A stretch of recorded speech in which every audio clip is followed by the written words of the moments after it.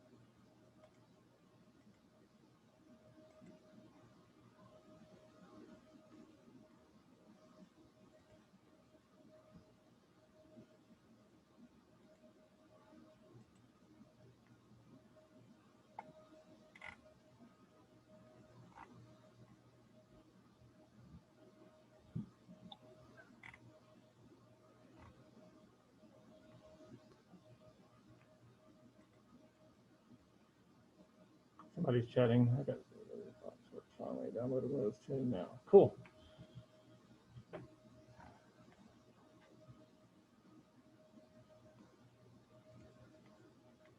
I was fixing another class.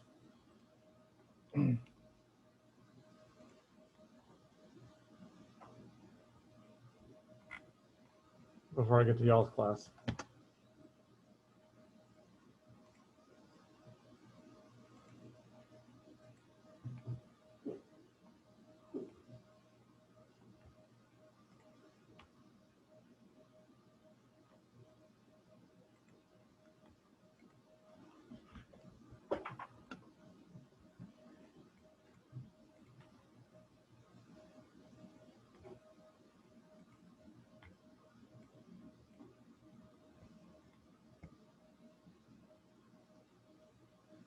It's Friday. Yay. Okay, so you remote people, y'all got virtual or remote PC. Jumping into remote PC. 1, 2, 3, 4, 5 people remote.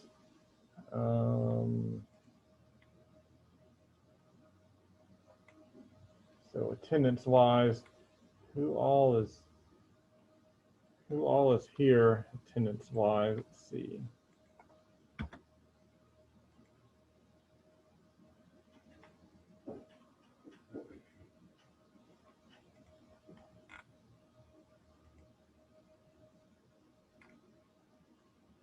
This is security.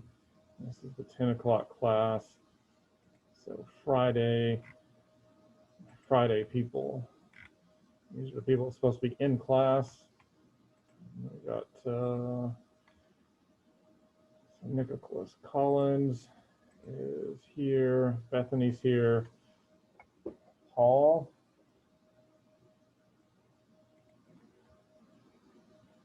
Is Paul here? Not in class. Is Paul remote? I don't see him remote. I don't see him here.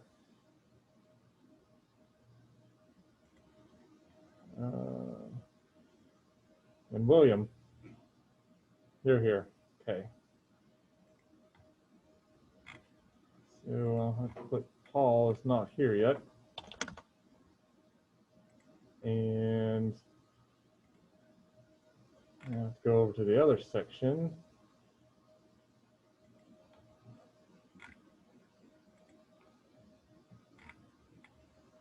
This is definitely a crazy year, so I froze that screen. Okay, so Christian is here, and Ethan is here. Riley? I'm not here. Okay. And James, you're here. And Aaron Manick is online. Ricky is online. And Alex is online. Cool. So we'll update that.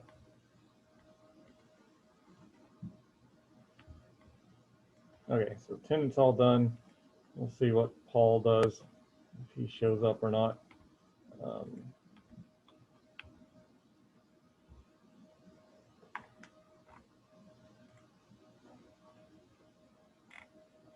think that gets everybody.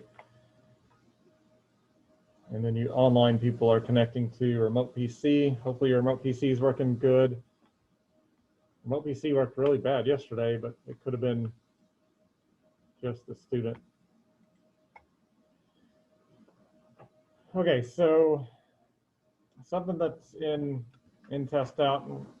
We had something happen yesterday that's really great for security. Security not only goes with trying to prevent people from hacking in, but it deals with business continuity, meaning can you keep your business going in the event of something bad happening, somebody breaking into your network, a piece of hardware failing, or say Mother Nature messing stuff up. If anybody tried to remote in, which I did have somebody, Paul, he tried to remote in last night and he was cut off about between 4 and 5. That's because the power went out, because of I think it was Tropical Storm at that time, Tropical Storm Laura. So in security, they talk about a couple of terms. They talk about a threat, and they talk about a threat agent. So, and when you take the Security Plus certification exam, you got to be able to know the difference. Is the answer threat or is the answer threat agent? So what happened last night was probably a good example to help you determine the question, what the answer would be if it's threat or threat agent. So we have the threat of not being able to access these computers because of a power outage. That's a threat. Power outage is a threat. So what happened yesterday, we had a power outage, but there was a threat agent that caused that power outage. That was the Tropical Storm Laura. That's a threat agent. It happened yesterday between 4 and 5 p.m. So when you're hearing a threat agent, you can give it a name or you can give it a time. You know, the fire of January 3rd, 2008. That would be a threat agent because a fire happened. Now, if you're like a power outage or a storm, those are threats. So you can say a storm can cause a power outage. Well, that's a threat to your business. But when you say Hurricane Laura or Tropical Storm Laura that hit BV on August 27th of 2020 and took the power out, and the router didn't come back on until I hit the power button this morning, that right there was the threat agent. So we can give it a name or it's an entity. So hopefully that will help you in knowing the difference between the word threats, it's a general term, versus threat agent. So hackers are a threat, but anonymous user 1304 that broke into your website and changed it all up on, last year, that's a threat agent. So you'll see lots of questions like that, and you'll have to identify, is the correct term threat or is the correct term threat agent. So I thought what happened yesterday was really great to talk about in this class because it's part of the curriculum, and those are some major key terms that, if you know, will help you out in the Security Plus. You'll probably have 3 or 4 questions on, is it threat or threat agent?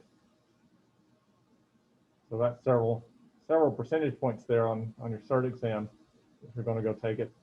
The Security Plus exam is not that bad of a test. They have some skills-based stuff in it, like in test out, and then they have some multiple choice. And test out will give you, there's 2 different exams at the end of the test out. When we get there, you'll have multiple choice section and you'll have the skills-based section. If you do good on both of those, you'll notice the multiple choice is fairly easy. It's a lot of just definition stuff. It's really easy, in my opinion, was a really easy test. So as long as you have a little bit of common sense and know the terminology and know some tricks that I'll point out to you as we go out throughout the semester, you could easily pass that Security Plus test. Okay, so let's get back to what we're doing. Or does anybody have any discussion on threat or threat agent or confusion on that?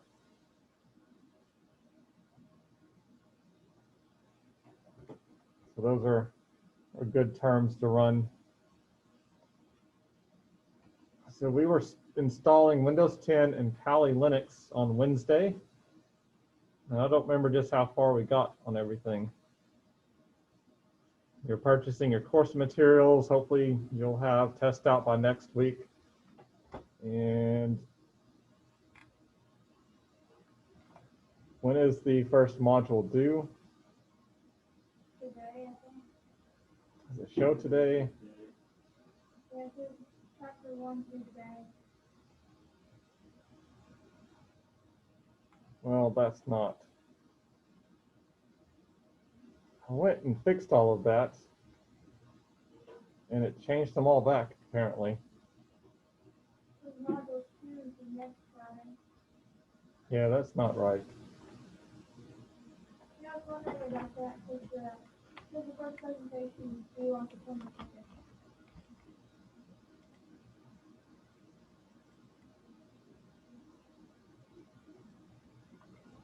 Okay, so course introduction. So that was due Friday. Let's test out chapter 1. See, I've already done this. What is that? Syllabus quizzing. That one's still due. The presentation.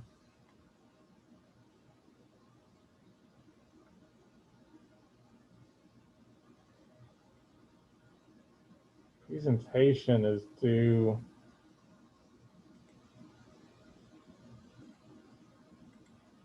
I'll make that presentation due. Probably really. I make the presentation due on Monday, 14th. Oh, that one should have been 11. This probably really should be on the 7th. 7th, 11th.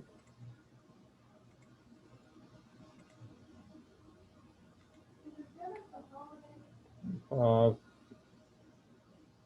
The Labor Day is always right before my birthday. yeah, that's a holiday. Well, darn it. I guess it'll have to be the 14th. There's going to be presentations over Zoom when y'all aren't here in person. You'll need a mic.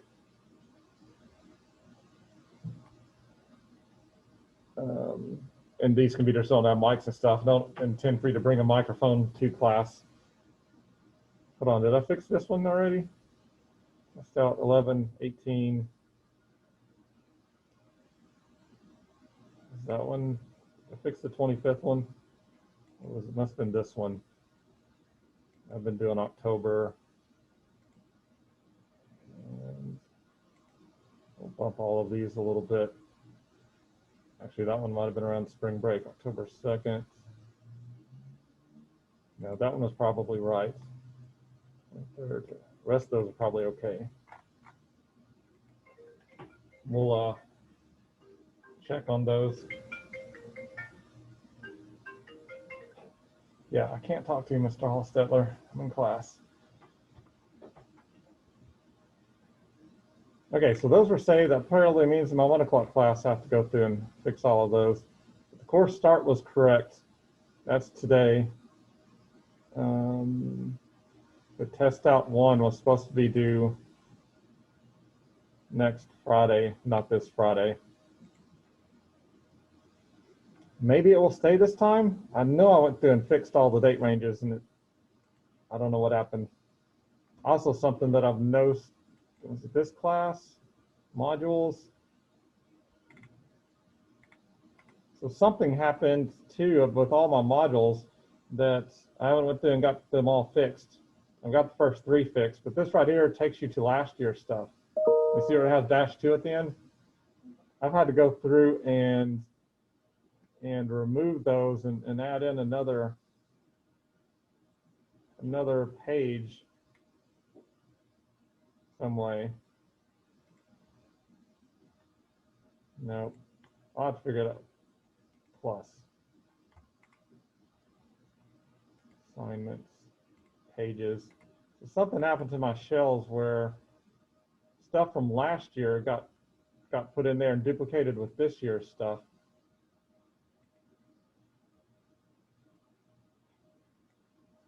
So like that, I'll have to go delete that page and it'll remove that. When I'm not sure what happened with the shell. Something glitched out and it apparently changed all the dates, shifted them a week back, and duplicated all of my pages and showed last year's stuff. The pages where you linked, these are all linked to the right page, but anybody went to modules, they were taking the last year's assignments. Like, what in the world? So this weekend is I'm going to go make sure all of that stuff is fixed. So chapter 1 is due week 2. So chapter 1 should now show September 4th for the due date. And let me look at that presentation. Let's see, week 3, let's say on this presentation here. Presentation on week 3 due September 14th now, which is actually, I think, the start of week 4, I believe. So it just means that you're going to work and gather your presentation on week 3 and get it all ready.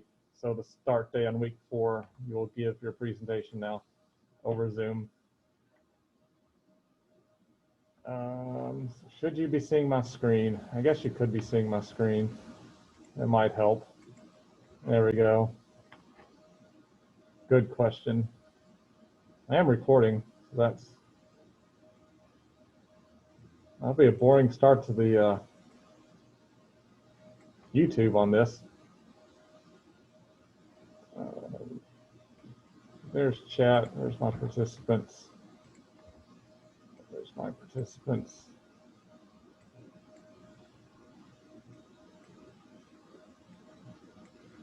Okay, now I think I can see everything. So yeah, so we've you'll have to refresh your canvas. We just shifted all the dates about a week on everything, and your presentation's due on September 14th.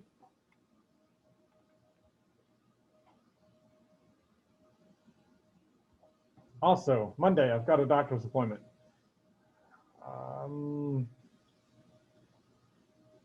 There's a possibility I could be back here by 10 o'clock, but I don't know. So Monday is just going to be a test out day. We're to work on test out. Since test out is, the chapter 1 is due on Friday for module 1. So Monday, you'll just be given a test out day. I'll have a quiz for you to log in and take between 7:30 in the morning and 3. And you just go in, and it'll be a 1-question quiz, kind of like the syllabus quiz. So you go and you answer that, and that way I'll go back and look and see who did the quiz, and I will be able to do attendance for Monday the 31st. But there will not be a Zoom session for Monday. It's going to be a test out day. And I'll send an announcement at probably lunchtime today, and I'll make the quiz at lunch. So after this class, you'll see that go out.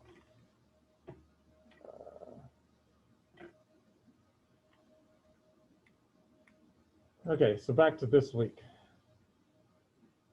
20 minutes to figure everything out. I don't like this COVID stuff.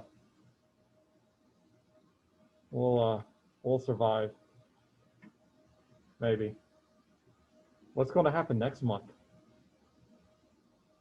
I don't think Lonoke County, Pulaski County has ever been under a tropical storm warning in the past. I can't ever remember one. So, yeah, I mean, if a hurricane gets 20 miles inland, it's pretty much just, it's lost all of its umph. And it made it all the way to Shreveport, still a hurricane level. Like, okay.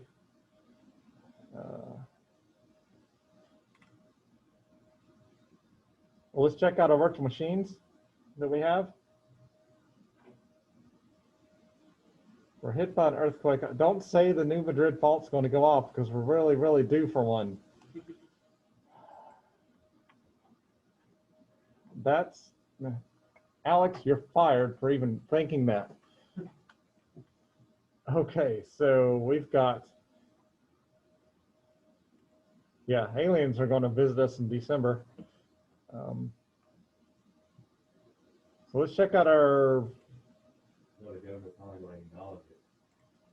Windows 10 install. So our Windows 10 install is pretty simple. If you remote it into your remote PC, it'd probably come up here, get going fast. Okay, I'm just going to use express settings. That's the fastest thing to do. I can click. Yeah, it's the wrong one. AM connect. If you said that, you can just get going fast. Looks like I've already done that for AM class. I got going fast.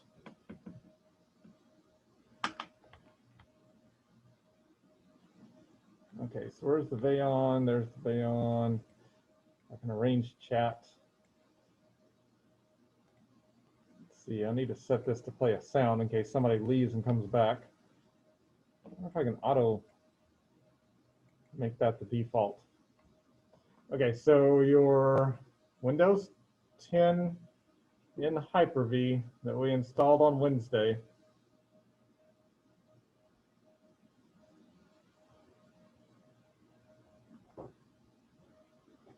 Does everybody have that? It's like, James, what are you doing? Did you get Hyper-V open? Where's your Hyper-V manager? It would be under, click the little magnifying glass down in your taskbar and type in Hyper.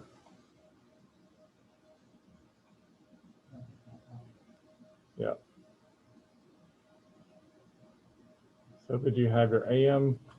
Yeah, I see your AM Kali and your AM Windows 10. One thing you can do with, you click the magnifying glass and you can type in Hyper and actually right click on it and tell it to pin to taskbar. That'll make it a lot easier to find in the future. So pin to taskbar, and that way it'll always be down in your taskbar to launch.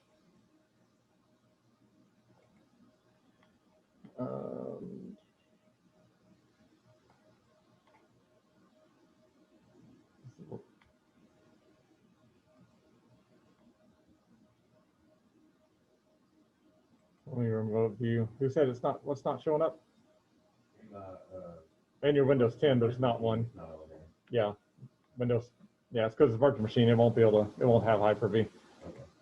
So it's our virtual machine, our Windows 10. This looks like everybody's got it up on the screen. What we're going to do, we're going to disable Windows updates on this.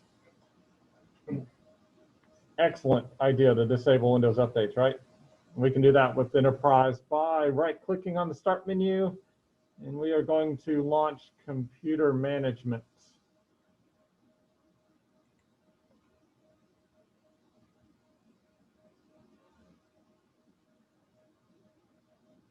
And we're simply going to find Services.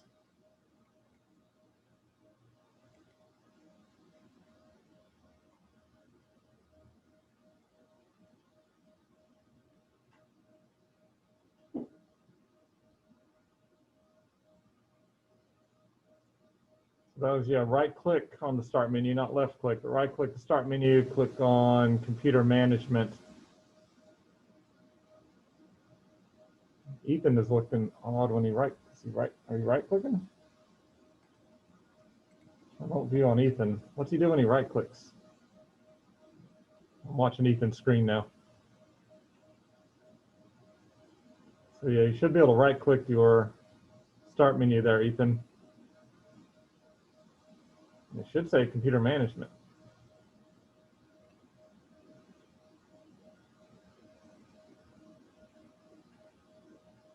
Unless your internet's slow. Oh goodness. How do you right click on a MacBook? Well, you can just click the little magnifying glass and type Computer Management.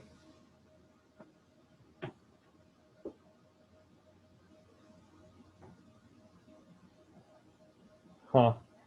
I don't know, a Mac. Throw the Mac away because it doesn't have a right click. I'm pretty sure you're supposed to hit like the control button or something and then click. Yeah, there's Alex says control click in chat. Okay, so services here, we go down to find Windows updates. Scroll all the way to the bottom and you see all these windows and you find Windows update and we double click on it and you change it to disabled instead of manual and hit apply. That should stop Windows Update from ever working. So if we accidentally hook this up to the internet, or if we need to download something from the internet, maybe download Firefox and maybe want to break into it or something, disabling the Windows Update will stop it from updating. Windows Firewall. We can also stop the firewall service. And we can disable the firewall service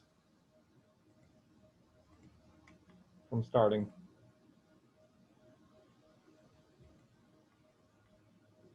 I mean, most people probably don't do that now, but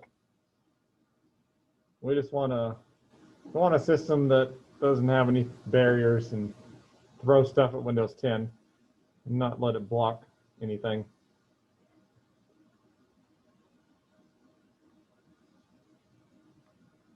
I believe that's the two things that we just needed to do. I noticed my time zone is way off. So I should probably update my time zone.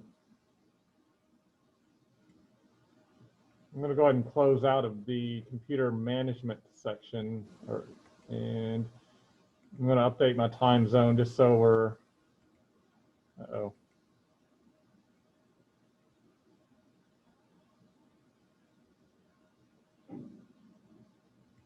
I guess that's a right click, a double click. How do I get?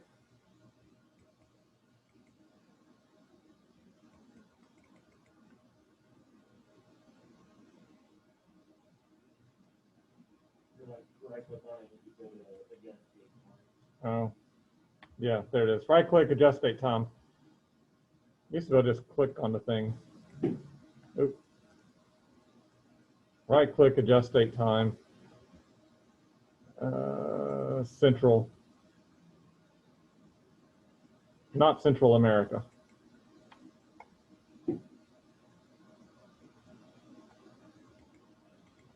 Okay, so that's fixed. So Windows 10 is good. We can, what do we want to do now with Windows 10?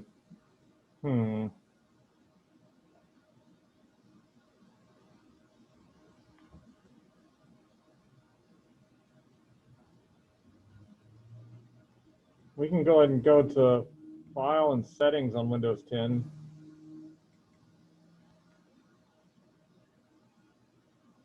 Let's go ahead and bridge the network adapter.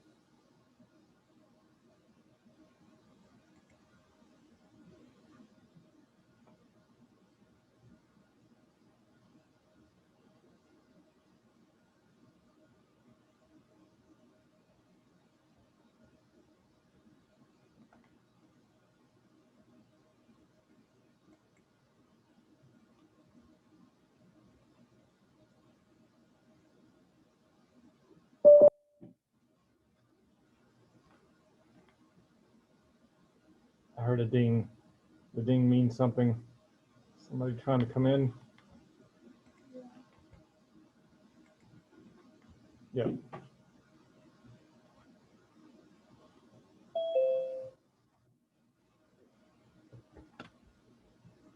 Paul came in. You're late. You're actually supposed to be in class, but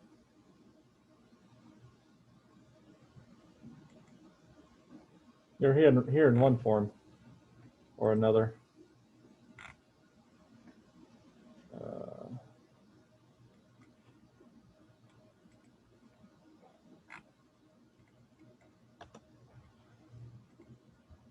So Paul, we just went into services on our Windows 10 and we disabled Windows Update and we disabled the firewall.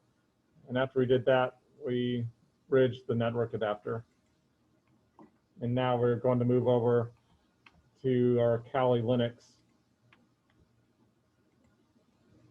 and check out Kali Linux. Your remote people are going to have to tell me how Kali Linux works for you via remote. If you're able to type everything, the installation went very well on Wednesday. So did we use root and pass one? No, we created a student. We created a student user, didn't we? I don't even think it asked us to do a root password, although I think I've seen somebody installing it and it said root password. I don't know who looked out and got the root account set up. But I think we had student and pass 1, 2, 3, 4. If that doesn't work, you might try root and pass 1, 2, 3, 4, and then tell me who has the root account. But the default is root was not set up on these.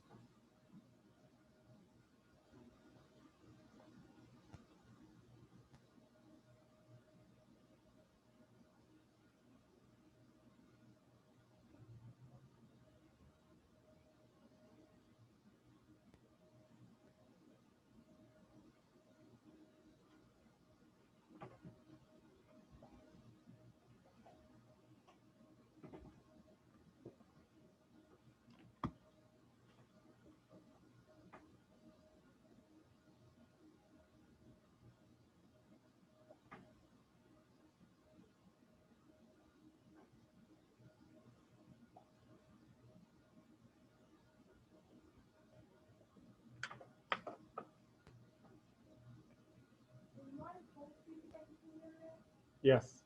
So you can't find it. So it's been disconnected.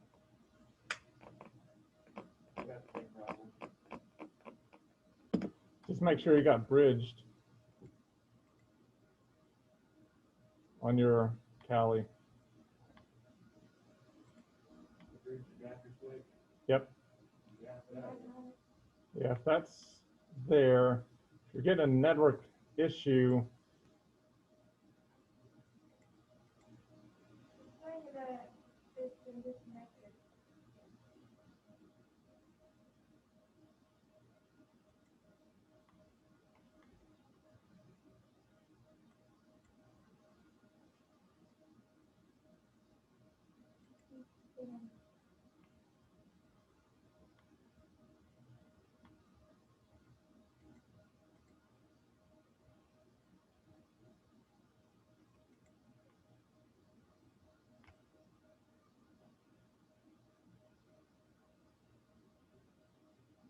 do I have a connection?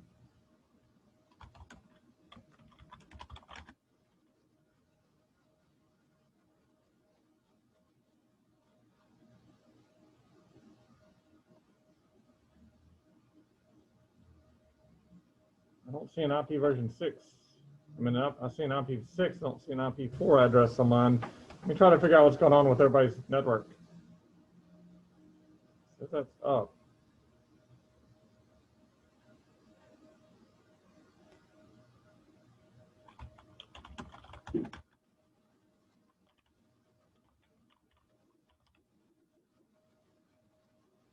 Hmm.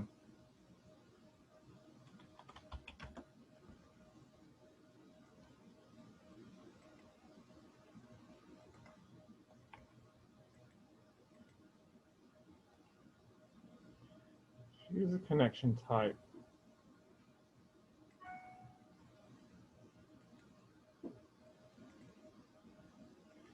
So what I'm doing, I'm right clicking on the little Ethernet connection. So now nobody has a network connection. So I'm going to see what's going on with that. I'm going to right click the Ethernet connection, go to edit connections. I'm going to attempt to add an Ethernet connection and just see what happens. So it comes up, it's asking me for a device. Okay, it found my device. To use automatic, wake on default. Auto negotiate. That looks automatic DHCP. That looks like maybe all I have to do and click save.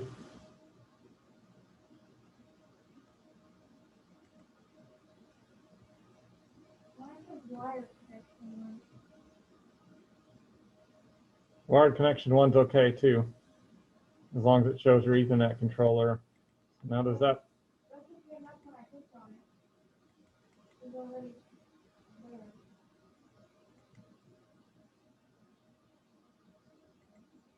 No active connections found. Why is that not active?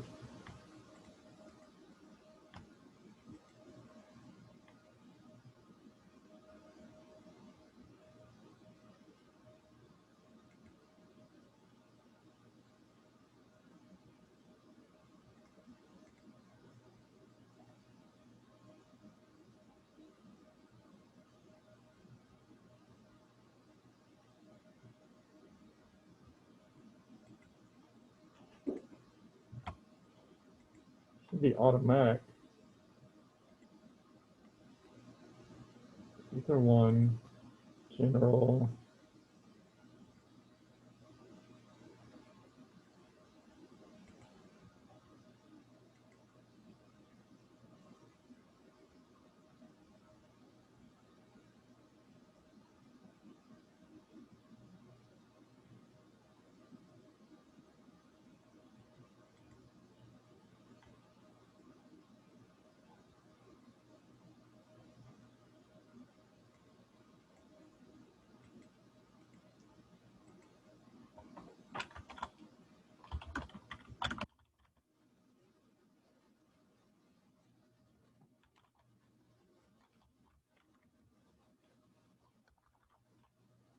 I have the interface config commands.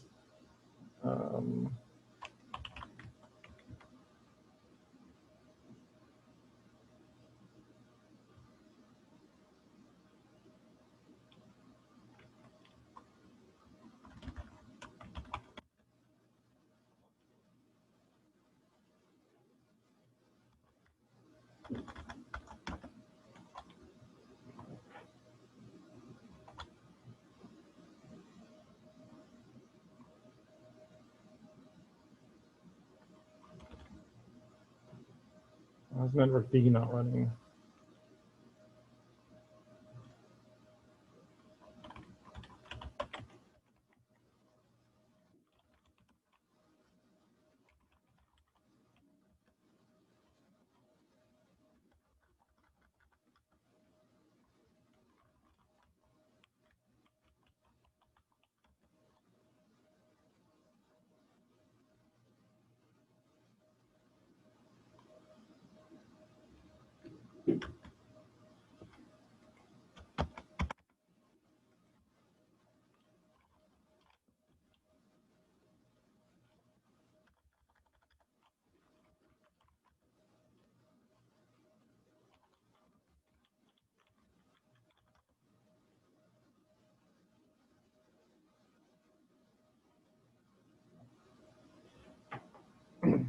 It looks like we have to enable the system D service.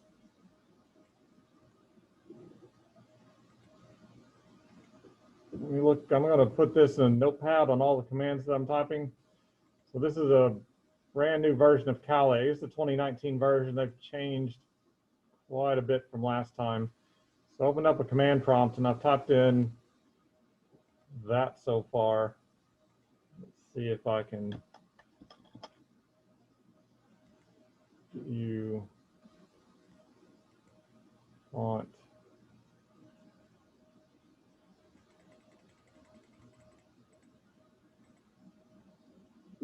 size.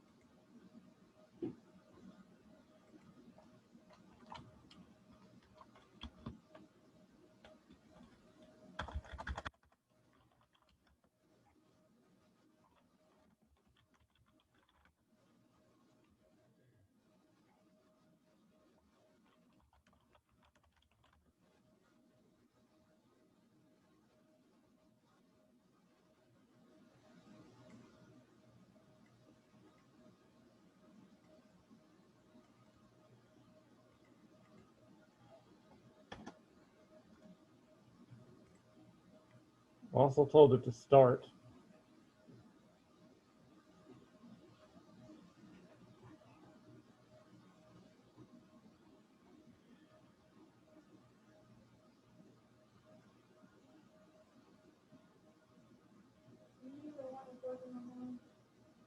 It should pop up and ask for a password.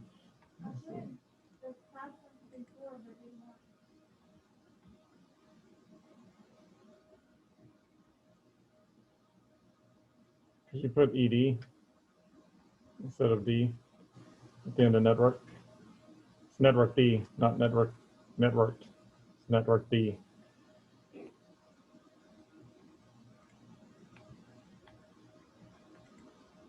So you messed up right there at the end.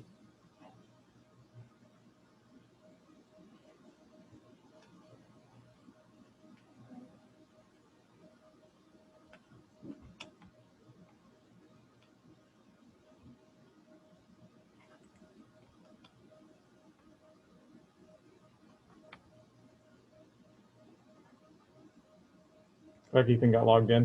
You tapped all lowercase. I'm going to just reboot my Kali and see if it will come back up with the network. If all else fails, reboot. So that's not. use the menu up here, then restart.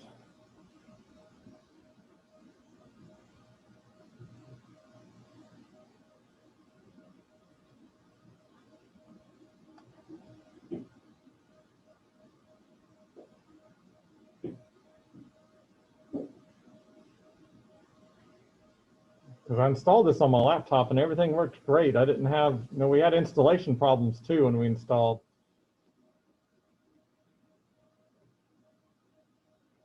Well, that's got me a little bit concerned. But I had this all set up on my laptop, internet worked, I used app upgrade and update, and it updated everything.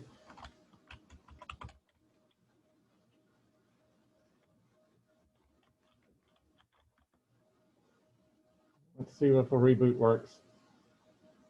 It should. I mean, the network should have just automatically been up. We shouldn't have had to add anything like we did or enable anything.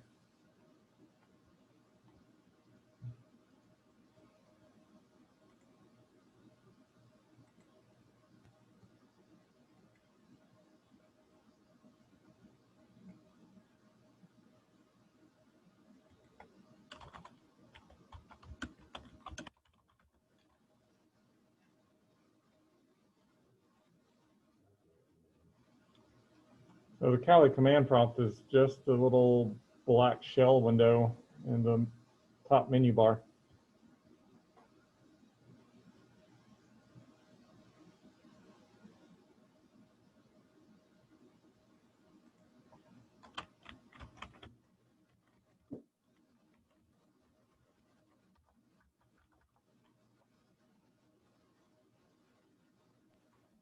So what is wrong with Kali? Question, Goodwin. Yes. This is Paul. Did you go to action and restart? Yes. And it hasn't solved anything yet. But this is not working.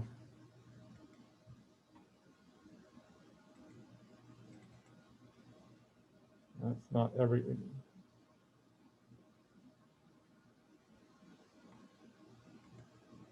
So it's found my device.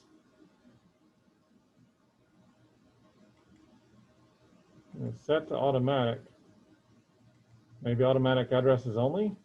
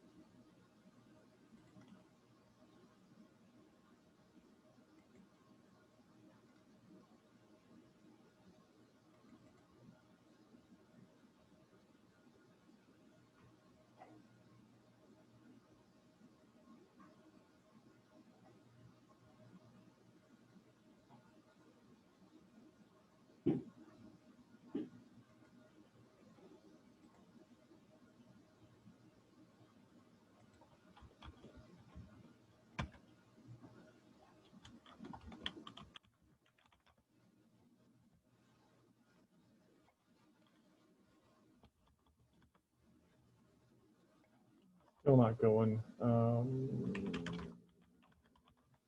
See if I can figure out what's going.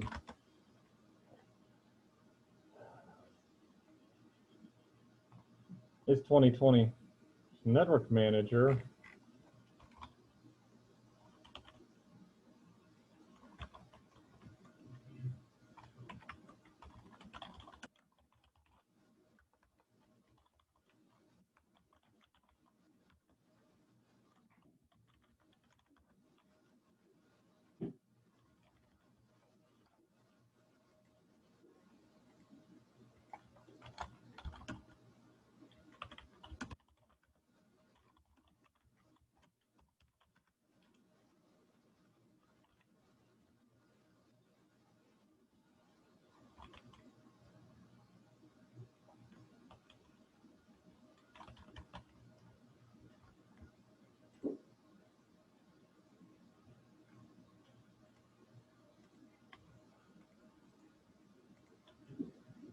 me look at one other theory.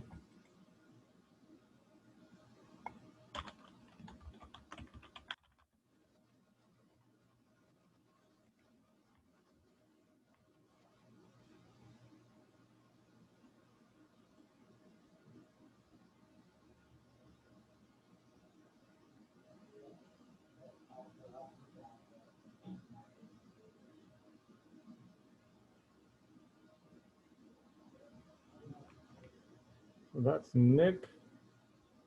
Let me look at Nicholas Collins' screen. What number were you on, Nick?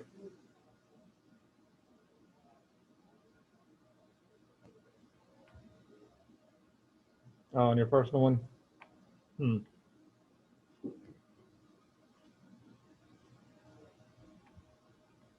Interesting. I don't know on yours. Let's see. Make sure disk, your Windows 10 disk was ejected before you.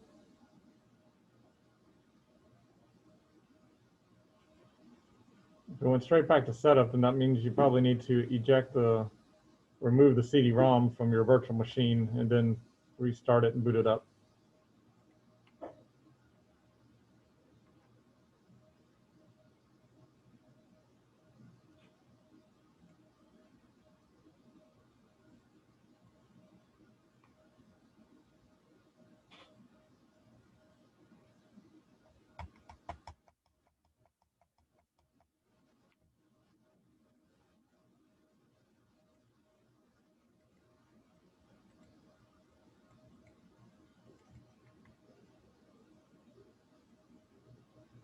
Check your Windows 10. Does it have an IP address?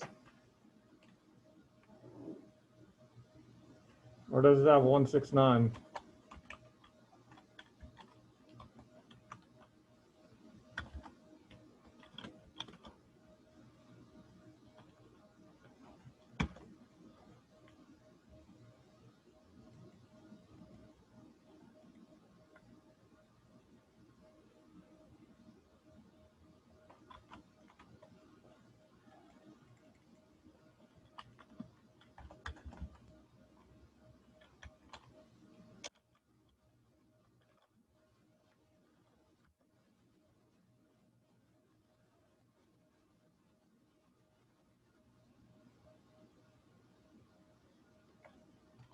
We could still be DOS attacked by our threat agent of Laura.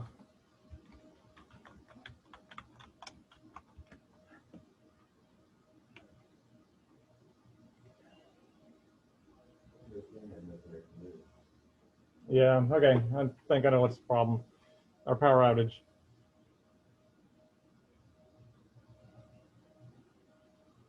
So we're fighting something that's not a problem in Kali.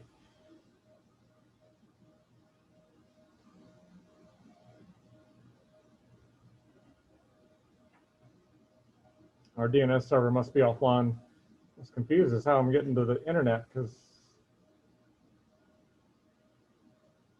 I know at my house, we lost the internet. Never come back yet.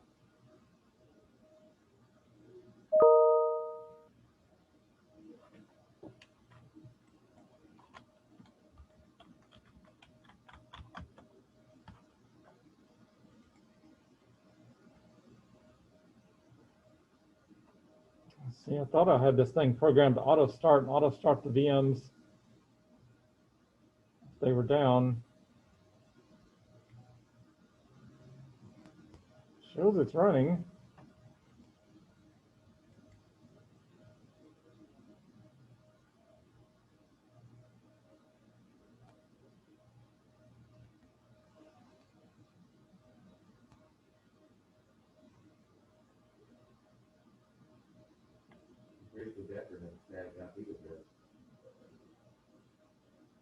On your host machine, yeah, it should.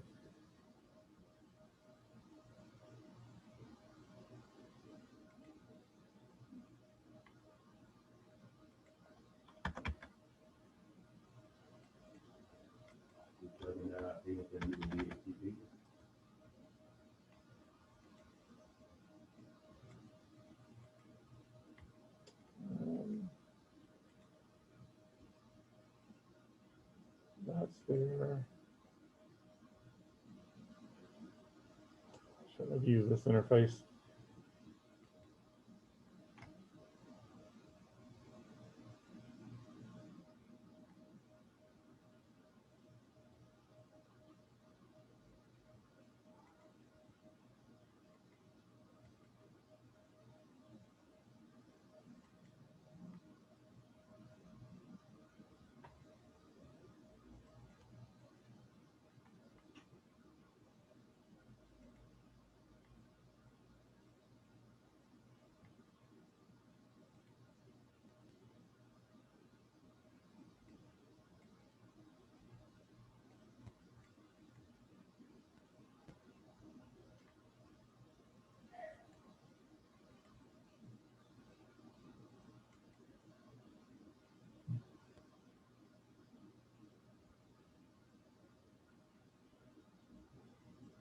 All of that looks connected.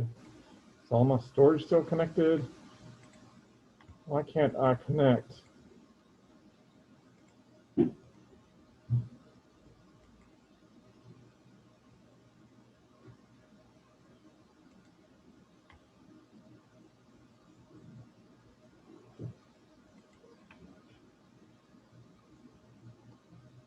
All of those are connected.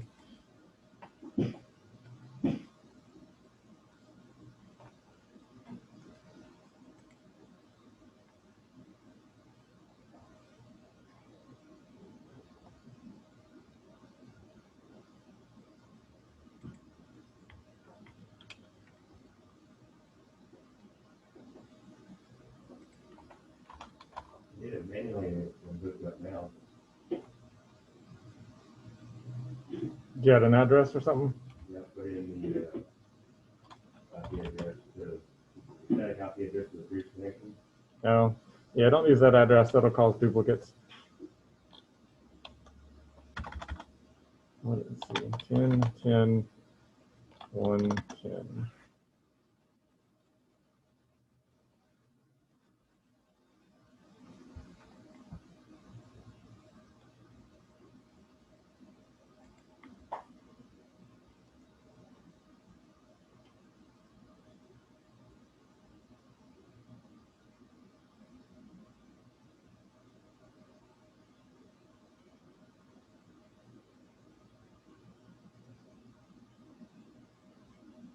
So we have a network connection issue with the main controller and DHCP server.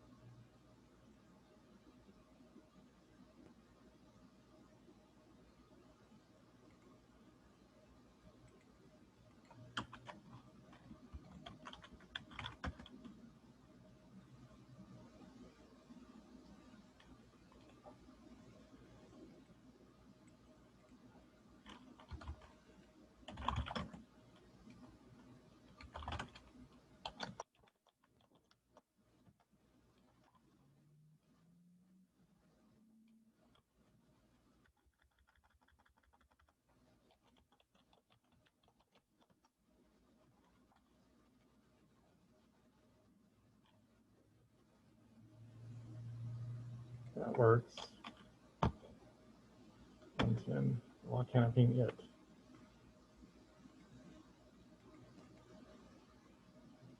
All enabled, all working.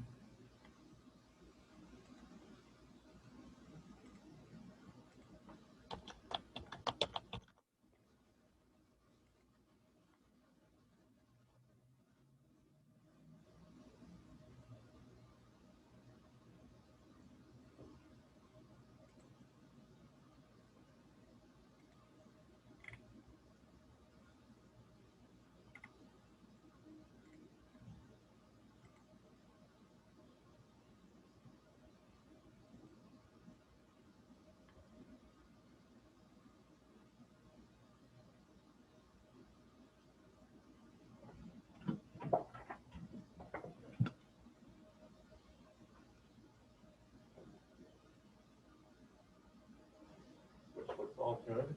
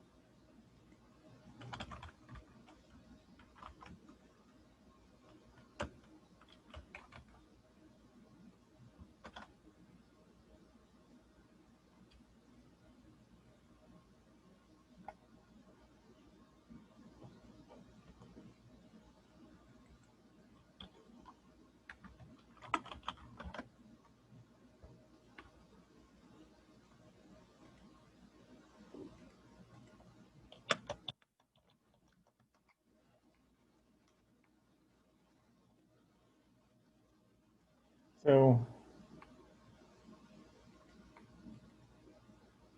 server can ping out. I can't ping it.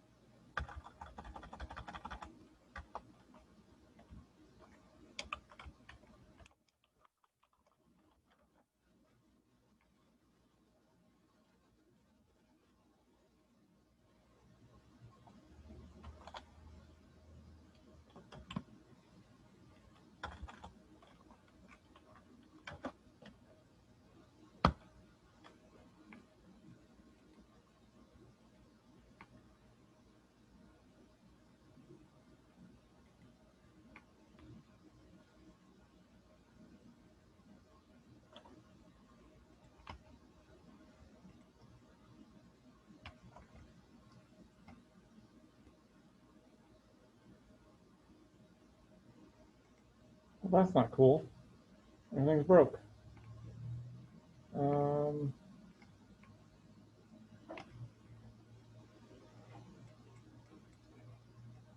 It's all Paul's fault.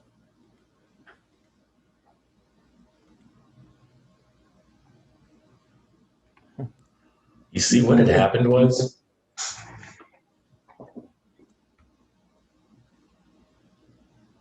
Let's see. No, it's me.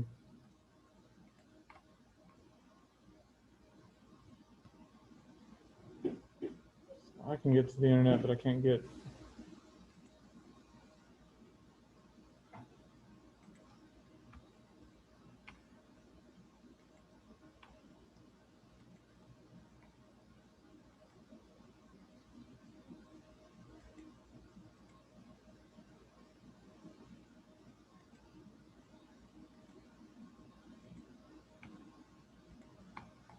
Hold on. What is our? Yeah, we're at the bridge switch.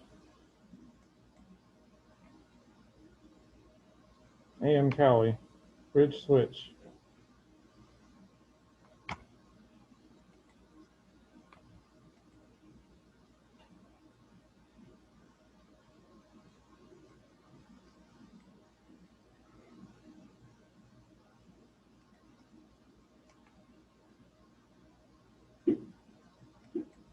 connect to that server, but I can't connect to the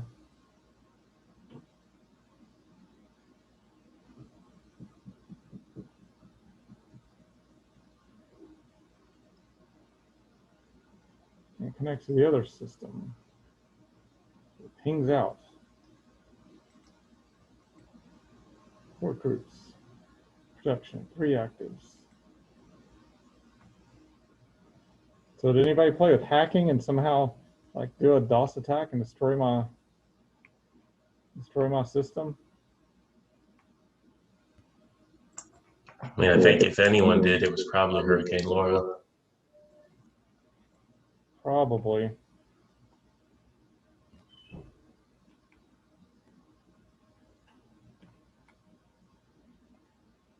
Option. I don't see any reason why I can't ping the host, but it can ping out. It can ping everything just fine.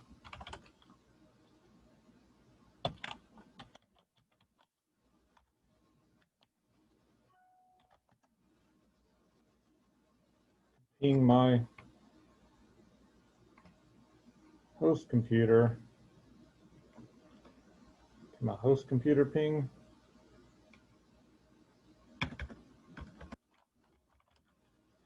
N.10.1.10.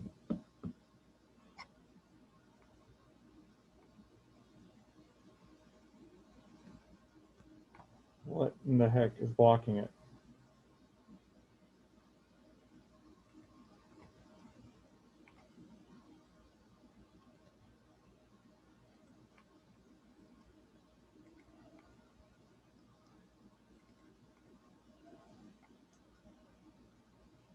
My firewall is in the perfect state. It's turned off.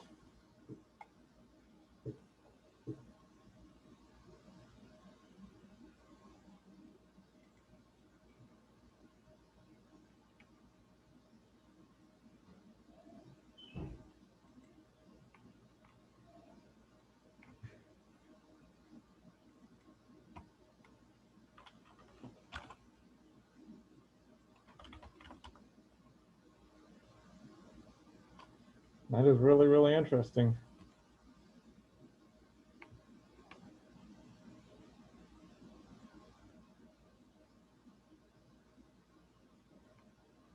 Yeah, don't trash talk Laura. That's good advice. Turn around and come back and attack us. Okay, so you turn it off and turn it back on. Whoops, not shirt down. Down.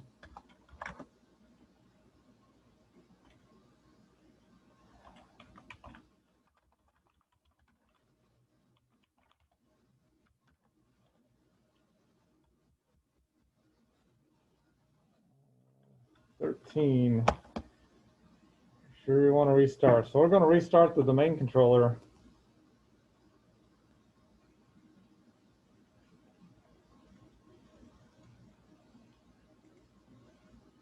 While that's restarting, stop being weird. I'm going to ping -t 10.10.1.10.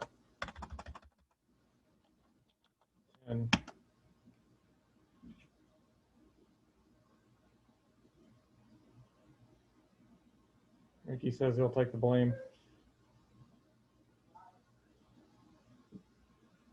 So the main controller's gone down.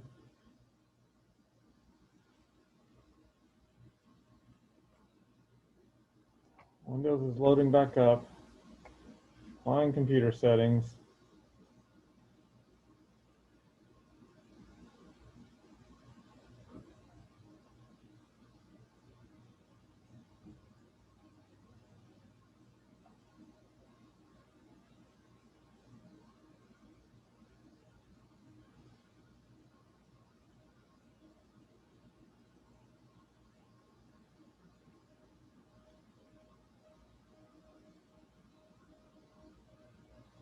Well, this is some interesting troubleshooting.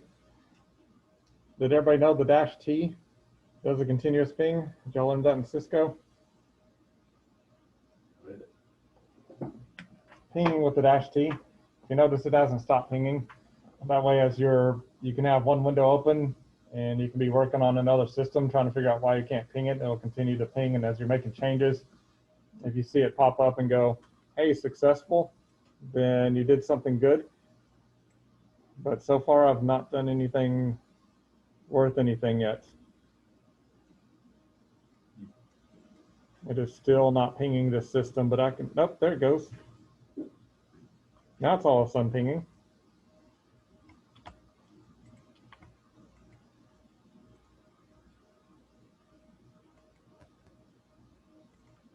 So the reboot, turn it off, turn it back on.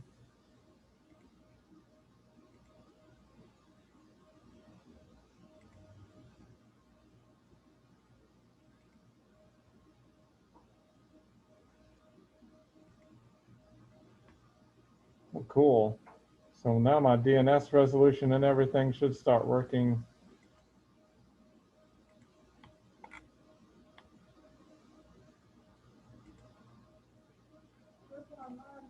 As you see it started pinging at that point. That's how continuous ping is, will let you know instantly that you did something right. Okay, so all my tools are being accessible. Can I access the other systems? WC10, is that going to go? That might start. I don't know, I'll fix that another day. At least our stuff here is working.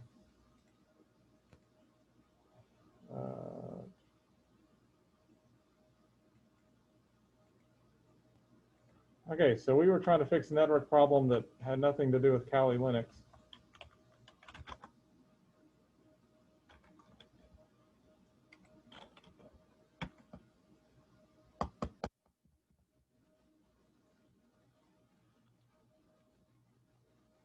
So now at this point, I'm going to reboot Kali and see if it comes back up with a network connection.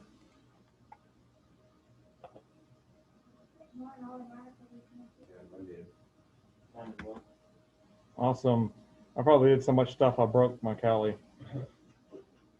Trying to get an IP address, and it had nothing to do with Kali. It was the DHCP server, and I don't know why I could ping out but will not receive.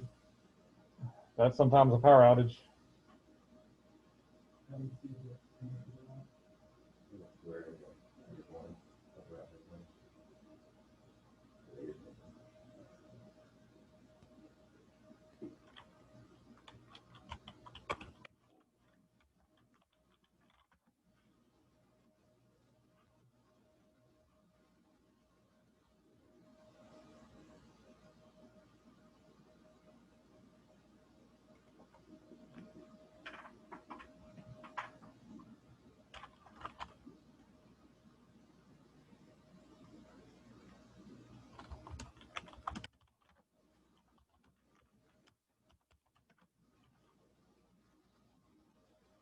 Okay, so I do an IP address list, and I see that I now have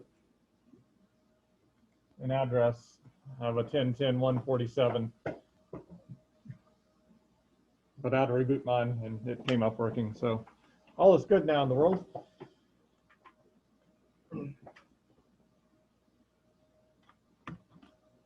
So because we're going to do hands-on stuff, like I said, I wanted to get you familiar with Kali a little bit and what we're going to be doing when we do the Wi-Fi hacking. So with Kali Linux, there's a menu over here in the top left corner of the screen that you click on it, and it's just like a regular start menu, something like that you're somewhat familiar with. You click on stuff and launch applications through it. Notice we got 1 through 13. So we kind of start off, number 1 is information gathering. They almost kind of labeled them in order of the process of an attacker. What is he going to do? So if you're a bad guy and you're going to be the black hat hacker and you're going to try to infiltrate a company, you'd first do information gathering, and then you'd start, once you got that information, you start analyzing the vulnerabilities that are on those systems that you found by gathering the information. And once you do that, then you can start another kind of analysis. Do they have a web presence? And you can analyze the website for any type of vulnerabilities for the website. The websites typically have databases connected to them. So you could do a database assessment, see if there's any databases you might be able to get a hold of. That's the big thing when you hear that 3 million accounts were compromised. They're probably hitting the database portion and breaking in. There's also ability to try to break in, use password attacks or wireless attacks to get into a system. Then you have some other stuff down here like reverse engineering, maybe trying to develop an exploit for an application and try to reverse engineer an app and figure out how it works and then write a virus to exploit that and then send it out to everybody. Then you come down to exploitation tools. Once you've done all your information gathering, vulnerability analysis and stuff, then you can try to remotely crack into stuff. Sniffing and spoofing almost should be up there with information gathering. And then we have some stuff down here, post-exploitation tools. Once you've already found the way to break in and make a connection into a server, post-exploitation tools allows to install services into the kernel so they auto start anytime the server's restarted and make connections back to you. And then we got some other just general stuff, forensics, reporting tools, and social engineering tools are real important. We'll find out when we try to throw some junk at Windows 10 later on in the semester that Windows 10 is really hard to break into. Microsoft has been coding very well. They started being concerned with security around 2001 to 2003 timeframe. They were getting hit by massive worms and attacks back at that time. And they started a new coding initiative and they really beefed up. So we've had almost 20 years of them improving their code over the years, and we found out now that social engineering will be kind of the way that we throw attacks. You ever seen those spam emails and junk that come in? Yeah, well, I'll show you how that they're created. There's tools in there that will auto-generate spam emails for you and attach your own exploit payloads and stuff to it. So we'll also explain how that a California high school kid got webcam shots of all the cheerleaders and blackmailed them, but they turned them in, got thrown in jail. So there's a lot of stuff about security. But we're going to do wireless hacking, and the form of wireless hacking that we're going to be doing is going to be using AirCrack. Instead of using a cool graphical tool like Wi-Fi Lite or some of these others, we're going to use the AirCrack NG. And even though we have AirCrack NG, I'm pretty sure that's not a graphical tool. It just launches a command prompt. So you don't really need to click it. It's just in the menu going, this tool is installed into our computer system, but you just drop to a shell. And we'll look at AirCrack a little bit. You just open up command shell, but it does show that it's installed under wireless attacks, and it says AirCrack NG right there. But it's kind of a pointless. You don't have to click on it. It just opens a command prompt. Oops, I keep opening more command prompts. So as long as you know it's installed, you just open up any terminal window, and you would have to go to a website and study up on it and see what type of tools that there are. I'm trying to remember if the live CD, I think the live CD doesn't log you in as a root account.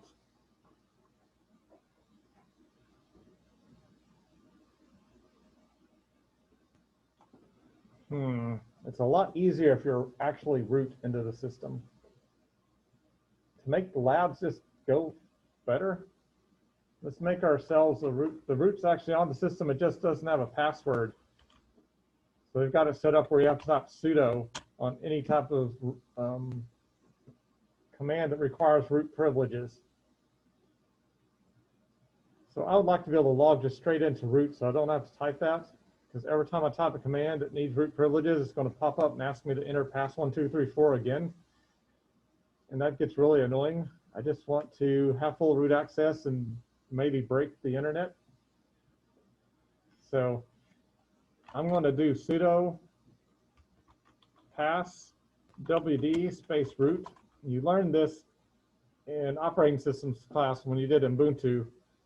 Ubuntu set up like that. It set up a regular user, but it did not create a root password. So as user 1 in your operating systems class, you type sudo pass wd space root in one of the labs I wrote. So you can set up a root password and then log in as the root account. I'm going to go ahead and enter.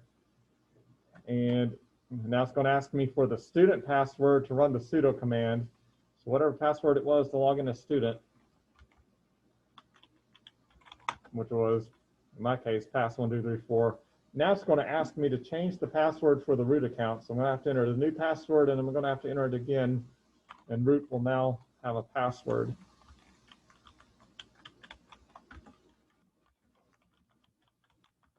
So I'll just keep it pass1234 to make it really simple.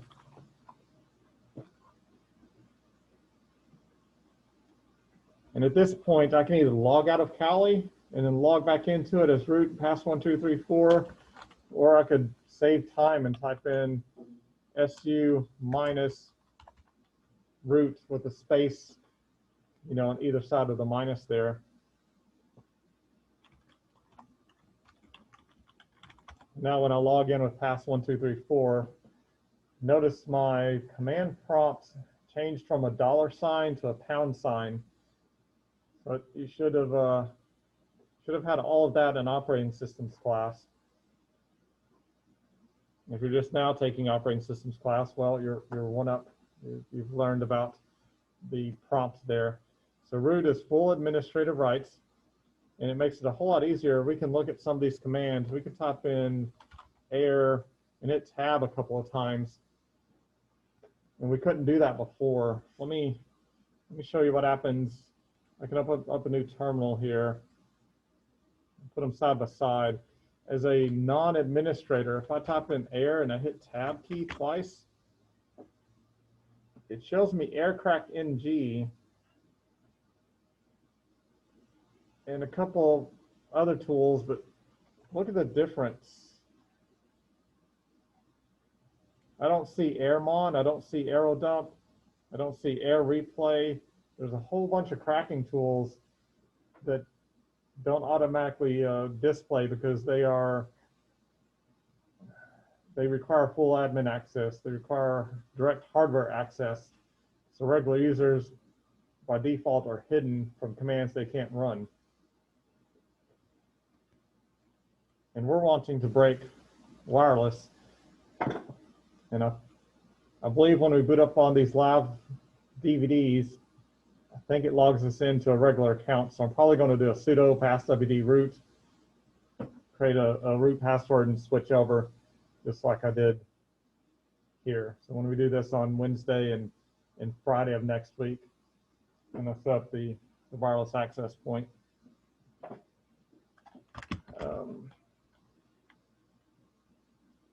So some of the tools that we're going to run on Wednesday, airmon-ng.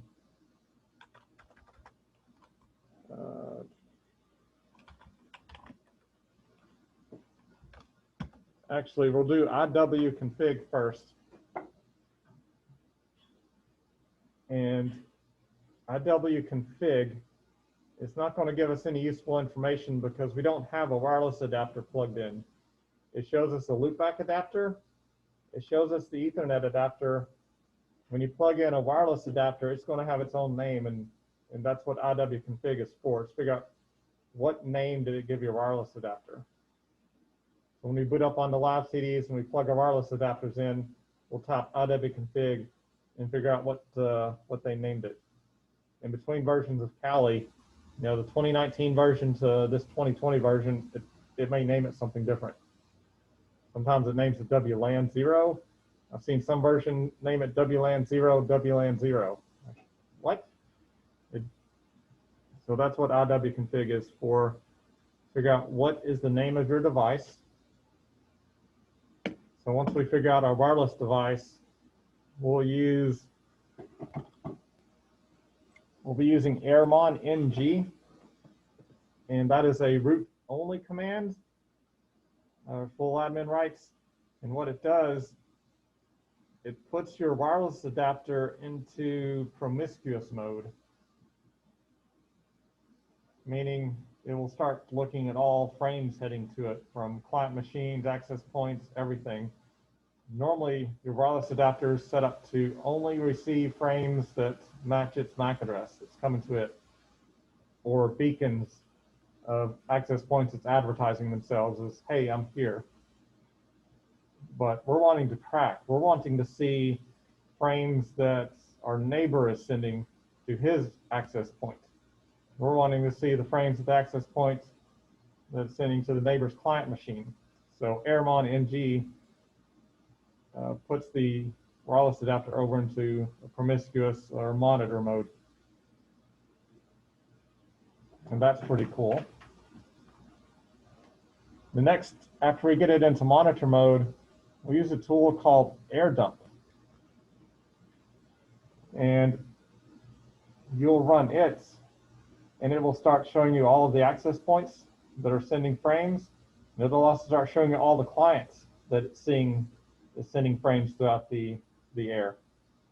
If y'all have phones and stuff with Wi-Fi turned on, your phone will probably start popping up in the classroom when you run it. Now, the beacons and stuff, most of the data is going to be encrypted, so you're fine. But AirDump's going to list everything, and we're going to use that to figure out the name of the access point that we want to attack and what channel it's running on. We'll then cancel it and rerun it and start saving. Basically, we'll narrow down. Once we figure out what access point we want to look at, we'll rerun AirDump and say, hey, only look at this one. Ignore all the other traffic, because we're going to see probably Simple Simon's Pizza. We're going to see the nail salon. We're going to see Napa's Wi-Fi. We're going to see a bunch of different access points. We're going to see the ASUBB access points, like the one in the room. So we'll rerun AirDump and narrow down and say, hey, I want to see the security class access point, that TP-Link access point that will have running, and running on whatever channel, 11 or 6 or 1 or whatever channel it's running on. So focus that, and then we'll tell it to save all of those packets. Actually, we won't tell it to save all packets. We'll tell it to save any packet that has a password in it to the hard drive, because that's all we care about. We only care about the password file. So AirDump will start looking at only the TP-Link access point in the classroom, and it will only save the frame if it determines that that frame is carrying a password. So it'll save it to the hard disk. When do you see a password go across? Well, when a client connects. It's an access point. So if your neighbor leaves something connected to the access point for months and never turns it off, turns it back on, you're never going to see a password go across. And also, we only have 2 hours, so we can't just sit and wait for a password to be, if we could manually disconnect and reconnect, but hacker's not going to wait that long. You can't go over to your neighbor and go, would you mind turning your phone off and turn it back on? Thank you. That's all I needed to do. I'll and they're like, why? No reason. And you just walk back. Now, there's a better way to do that. So once we're monitoring and saving all the frames that have passwords, we'll use Air Replay. And there's already some pre-built-in frames that they've recorded, basically the command to disconnect from an access point. So we'll use Air Replay. We'll send the MAC address of our client machine that's communicating, like your neighbor's phone. He's watching Netflix on his phone connected to his AP. So we'll figure out what the MAC address is on his phone. We'll see that by running air dump. And we'll say air replay a disconnect from this MAC address. And it will send that and say, hey, I'm from the neighbor's phone. I want to disconnect. Guess what happens? The access point ends the session. The phone goes, why are you not paying attention to me anymore? And then the access point goes, you disconnected. You need to reconnect. And the phone goes, okay, I don't remember disconnecting, but okay, here's the password. Okay, cool. And air dump just captured the password onto the hard disk. And that's where we'll run into air crack. We will use a dictionary and we will scan through the entire dictionary to see if the neighbor is using a dictionary-based password. So that's going to be our steps when we do this. I do have a YouTube video. It may be a little bit older for those that can't actually come to class and do that, but I'm hoping most students can come on Wednesday and then come on Friday, and we can all experience that. Let's look at some features of Kali here, the password database. I want to show you that, and let's go ahead and do all the steps that we're going to have to do when we run the live CD. So I'm going to type pwd and figure out where am I at. So I'm in my root home folder. And hopefully you remember that from OS class, pwd. So I'm in the root account. I'm going to clear my screen just to get all the other junk off of it while you're watching me. You don't have to clear your screen, but I'm going to clear. So I'm going to copy the dictionary file from its location, compressed location, to my root home folder. And it's located under /user/share/word list. And I'm not quite sure what the name is. I think it's RockU. Apparently, yep, that's it. I'm going to put a period. I've only done it a few times, and figure out that memorizing where it's at. Use your tab key. So when you type in CP space /US, then use your tab key and it'll finish out the R and the /. Then you type in SH and hit tab and it should finish out share. Or you may have to type SHAR and hit tab. You should be able to hit like WO and hit tab and it'll finish out word list. And then if you hit R and hit tab, it'll finish out RockU. Don't try to type it all. Use tab to complete. And after you hit the R and it finished out RockU, put a period. Let's say copy it here. So hopefully that's either I'll remember that or that's a big refresher. So I'm copying that file to my current location.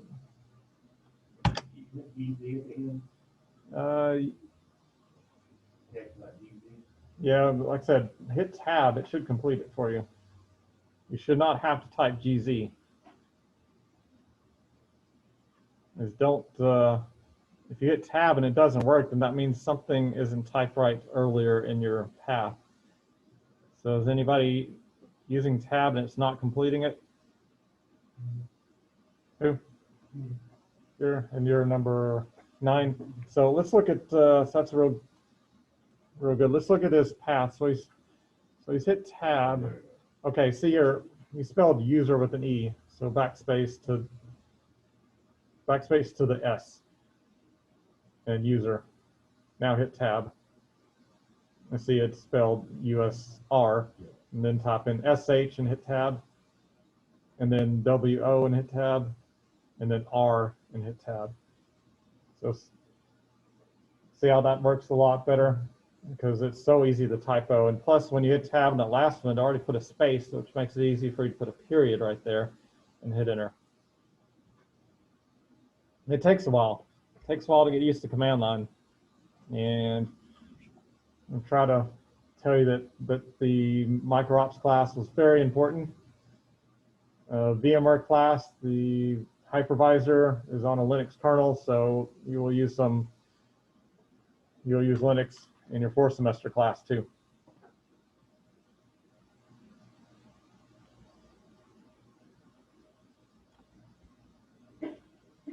If anybody's like looking at the online students and Richard saw, here I am, rock you like a, yeah, whatever. Oh, stop it. So it can be entertained by the online people entertaining themselves. Okay, if I type ls for directory listing, I'll see that my rockview file is there. It's compressed. So I'm going to uncompress it. It doesn't have a tar on it. So this is a little more easy than the final of your operating systems class. I only have to use the gunzip command. I don't have to use tar and use all those switches because it's not tarred. It's only compressed. So gunzip is basically g unzip. It's gz is gzipped file. So g unzip is what it's not gunzip, but it's more fun to say gunzip because we're in Arkansas and we like guns. But it's g unzip, and then I just hit R and hit tab and hit enter. It'll extract that file out.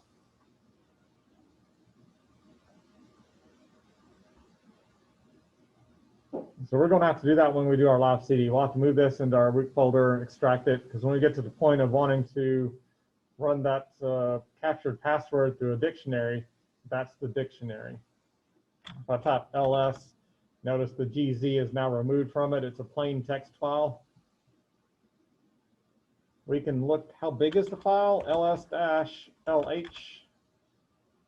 If you remember, that gives a human readable. It's 134 megabytes of passwords that are stored.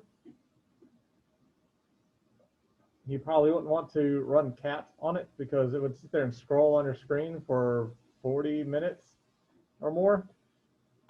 You could run like a head on it, and it'll just look at the first say 20 passwords on RockU, head-20 RockU. There's the first 20 words in there.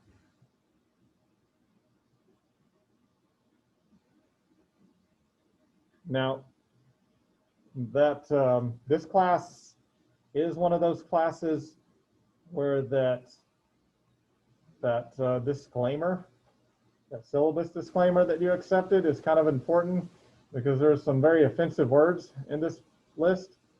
So if you're scrolling through and looking at this list and you're offended by something in there because it's really atrocious, that's what that little checkbox was when you pass the syllabus quiz. So if you go quit and we fail you because you won't come back to class because there's a naughty word in here, like, no, that's, university does not approve of the naughty words in here. It's just part of the class. It's the dictionary stuff. I don't see any bad words. There's some bad stuff in here if you read through it. So let's see how many are in here. Word counts. Number of lines. Count the number of lines. RockU text. So there are only 14,344,392 passwords in that file. That's why you don't want to just cat it to the screen, and because it would be there for about 40 minutes or so, maybe longer, probably longer than that. It might be 12 hours. It's just there scrolling passwords across the screen. You can look the last 10, tail dash, or last 20, tail dash 20, RockU. A lot of these have spaces in them.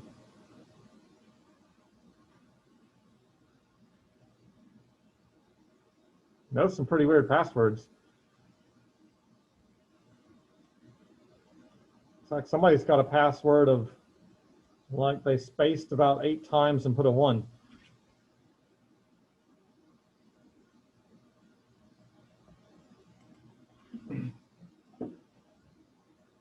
So to make it cool and legit, I did go through this and pick a password out of this file to use on the access point so that we can, I know that it would be hacked. I didn't go try to go make a very, very super secure password that wouldn't be in here.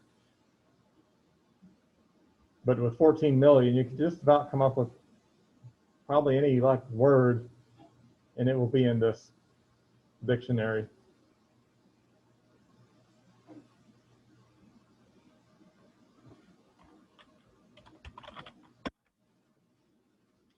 So you're getting a little bit remembering what operating systems class was like. Tiny bit command line. That's why I wanted to get this installed and let's jump in. Normally we go in, we start using information gathering tools and we start scanning the Windows 10.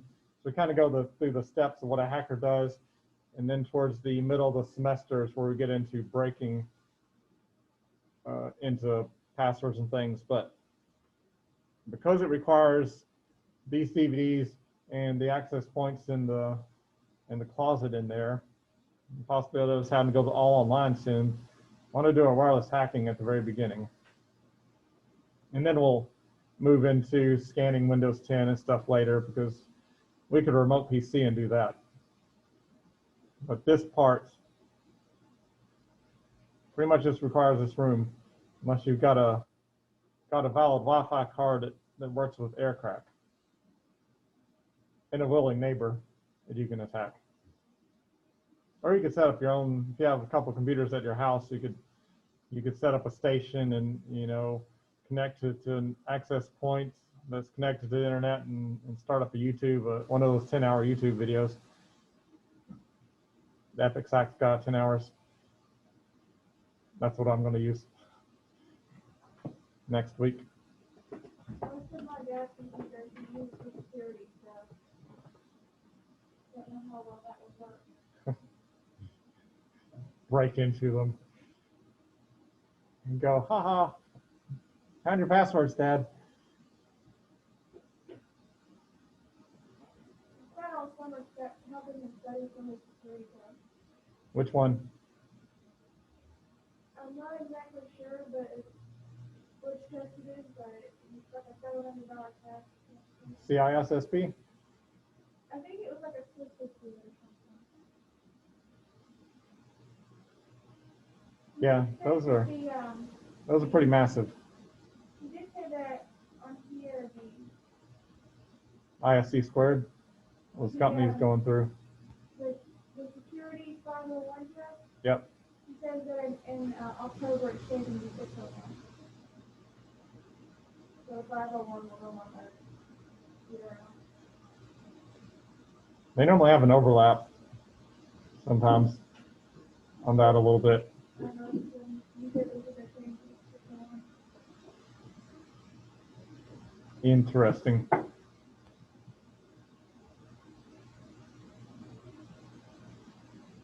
There's probably not a big enough difference that after you study all this that it causes you to fail a 601. I don't know. You'd look up what differences there are. I know there weren't a whole lot of differences between the old version of the test he took and the version he was taking. There weren't like big differences, just a few terms that were outdated or something like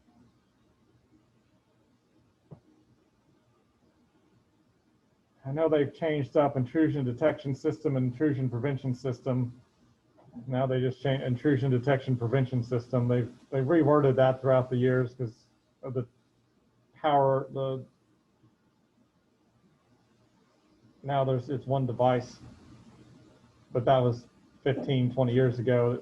They were used to be named separately, and then they started combining them, and certain terms have changed over the years. But somebody's got any questions? Y'all like next Wednesday sounds like it's going to be a fun day. And I guess y'all will be here Friday, so y'all be doing the, I don't know what you'll do Wednesday if you're probably on Monday, it'll just be a test out day. And also Wednesday, if you're not in class on Wednesday, I'll probably bring up Zoom and you'll like hear us talk and we might see you with the microphone a little bit. but you're probably mostly just going to be working on test out stuff, and then like on Friday, the people that are in Zoom right now, if you're not in class, then you'll probably be doing the test out stuff, and we'll just be doing wireless hacking in class. So it'll kind of be a swap out, but it'll give you time to look at chapters 1 and chapters 2 of test out. It don't hurt to get a little bit ahead. You know, chapter 2 is not due next week now, like it was a little bit ago. But those are some pretty good starting chapters. They talk about the CIA triad in chapter 1, confidentiality, integrity, and availability. Yeah, I learned about that over the summer with my dad. That's a good 1/3 of the test. Confidentiality, integrity, and availability. Knowing those 3 things, it's a good 1/3 of the test. It's like, what does this fall under? Is this confidentiality or availability or integrity? And non-repudiation is another one. There's really just,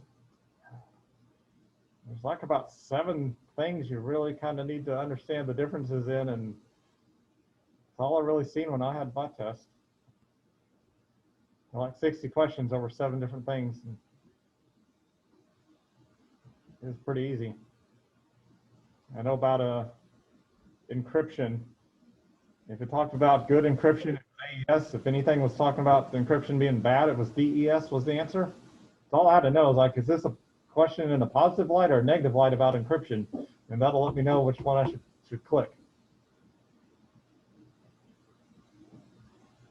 There's a few things about security models. I think I always picked Bell Lapadula model because it just sounded cool. I didn't know what the answer was. Like, ooh, that's listed there will be the Bell Lapadula model. Reminded me of Waterboy for some reason. So, yeah, I can't pronounce it. Then he tackled Colonel Sanders, was his professor. Okay, we'll get off of movies. It's time to shut down. And like I said, Monday you'll just have a quiz to take, and you'll be working on your test out stuff. And Wednesday you'll come in for actual hacking